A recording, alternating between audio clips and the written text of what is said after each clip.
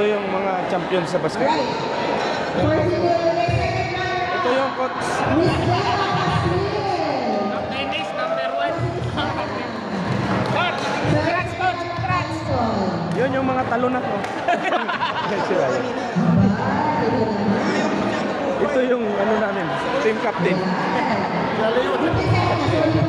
Yun, mga talunan yun.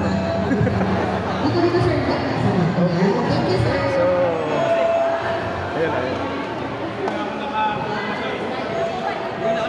Awarding na, 50K. Next, first runner-up is Donna Villarosa. Ang lugar na. Athlete Centrals. Kompleto na siya. Dito, badminton, may table tennis, may basketball, may table tennis doon. Ito, billiard dito sa loob. Kaya ang tawag nila dito. May gym din doon pagka. Athlete Central.